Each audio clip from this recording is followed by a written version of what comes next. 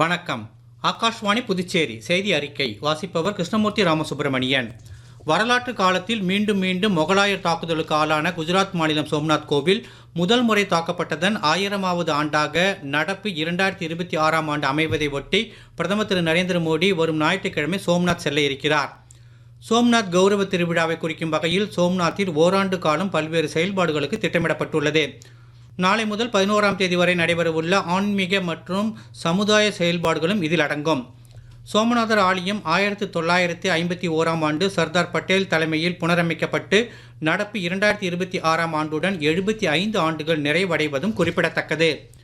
பணவீக்கத்திற்கு ஏற்ப திருத்தப்பட்ட நாட்டின் நிஜமான மொத்த உள்நாட்டு உற்பத்தி நடப்பு நிதியாண்டில் 7.4% வளர்ச்சி அடையும் என மத்திய அரசு மதிப்பீடு செய்துள்ளது.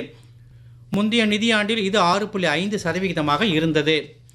நாட்டில் உள்கட்டமைப்பு வசதிகளை மேம்படுத்தும் பணிகளை தனியார் பங்கேற்புடன் கூடிய அமைப்பு ரீதியிலான கட்டமைப்பு மூலம் சீரான முறையில் ஊக்குவிக்க மத்திய அரசு 3 ஆண்டுகளுக்கான அரசு தனியார் ஒத்துழைப்பு முன்முயற்சி ஒன்றை அறிவித்துள்ளது. நடப்பு நிதியாண்டிற்கான மத்திய பட்ஜெட்டில் இடம்பெற்ற அறிவிப்பின்படி இந்நடவடிக்கை மேற்கொள்ளப்பட்டுள்ளது. உள்கட்டமைப்பு துறை சார்ந்த மத்திய அமைச்சகங்கள் மற்றும் பல்வேறு மாநில அரசுகளின் 852 திட்ட உத்தேசங்கள் இதில் சேர்க்கப்பட்டுள்ளன. மொத்தம் 17 லட்சம் கோடி ரூபாய் மதிப்பிலான இத்திட்டங்கள் குறித்து முதலீட்டாளர்கள் மற்றும் சம்பந்தப்பட்ட இதர தரப்பினர் முன்கூட்டியே தெரிந்து கொள்வதால் முறையான தகவல்களின் அடிப்படையில் முதலீட்டு முடிவுகளை இவர்கள் மேற்கொள்ள உதவிகரமாக இருக்கும் என மத்திய நிதி அமைச்சகம் தெரிவித்துள்ளது. போலி உரங்கள் பிரச்சினைக்கு தீர்வு காணும் வகையில் விவசாயிகளின் உர மாதிரிகளை அஞ்சல் துறை மூலம் நவீன டிராக்கிங் வசதிகளுடன் உடனுக்குடன் ஆய்வகங்களுக்கு அனுப்பி வைக்க மத்திய வேளாண் அமைச்சகம் தகவல் தொடர்பு அமைச்சகத்துடன் புரிந்துணர்வு ஒப்பந்தம் செய்து கொண்டுள்ளது. மகளிர் சுய உதவிக் குழுவினர் உள்பட கிராமப்புற மக்களுக்கு இந்தியா போஸ்ட் பேமெண்ட் வங்கி மூலம் வங்கி சேவைகளை வழங்கவும் தகவல் தொடர்பு அமைச்சகத்திற்கும் ஊரக வளர்ச்சித்துறை அமைச்சகத்திற்கும் இடையே ஒப்பந்தம் கையெழுத்தாகியுள்ளது. சாலை அமைப்பு பணிகளுக்கு தேவையான பிட்டுமென் கலவை பிசினை கச்சா எண்ணெய் அல்லாது தாவர எண்ணெய், பயிர் எச்சங்கள் மற்றும் வேளாண் கழிவுகளில் இருந்து உயிரி முறையில் தயாரிக்கும் முதலாவது நாடாக இந்தியா மேம்பட்டுள்ளதாக மத்திய சாலை போக்குவரத்து மற்றும் நெடுஞ்சாலைகள் துறை அமைச்சர் திரு நிதின் கட்கரி தெரிவித்துள்ளார். இன்று புதுடெல்லியில் CSIR தொழில்நுட்பங்களை தொழில் நிறுவனங்களுக்கு மாற்றும் நிகழ்ச்சியில் பேசுகையில் இதை தெரிவித்தார்.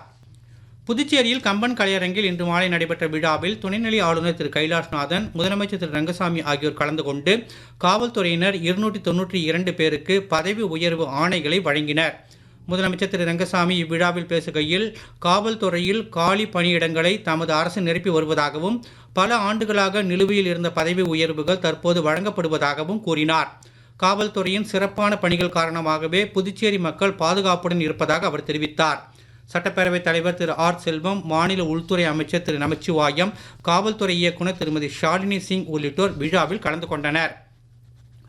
மத்திய சுகாதார அமைச்சகத்தின் காயகல்ப் விருது திட்டத்தின் கீழ் புதுச்சேரி ஜிப்மர் மருத்துவமனை 40 லட்சம் ரூபாய் ரொக்க பரிசுடன் கூடிய 3ஆம் இடம் பெற்றுள்ளது. பொது சுகாதார வசதிகளில் தூய்மை நோய் தொற்றை கட்டுப்படுத்துவதற்கான நடைமுறைகள் மற்றும் ஒட்டுமொத்த தர மேம்பாட்டை ஊக்குவிக்கும் வகையில் இந்த விருது திட்டம் செயல்படுத்தப்படுகிறது. மாநிலங்கள் மற்றும் யூனியன் பிரதேசங்களின் ஜவுளி அமைச்சர்களுக்கு இடையிலான தேசிய மாநாடு அசாம் மாநிலம் குவஹாத்தியில் நாளை தொடங்கவுள்ளது. இந்த 2 நாள் மாநாட்டில் ஜவுளித்துறைக்கான கொள்கை, முதலீடு, ஏற்றுமதி, உள்கட்டமைப்பு மற்றும் தொழில்நுட்ப வளர்ச்சி குறித்து விவாதங்கள் இடம்பெறவுள்ளன. வேலைவாய்ப்பு, உள்கட்டமைப்பு வளர்ச்சி மற்றும் ஏற்றுமதி மேம்பாட்டை கருத்தில் கொண்டு 2030ஆம் ஆண்டிற்குள் உலகின் முக்கிய ஜவுளி உற்பத்தி கேந்திரமாக மேம்படுத்தும் நோக்கத்திற்கு ஏற்ப வளர்ச்சி, பாரம்பரியம் மற்றும் புதுமையின் ஒருங்கிணைப்பு என்ற கருப்பொருள் அடிப்படையில் இம்மாநாட்டிற்கு ஏற்பாடு செய்யப்பட்டுள்ளது.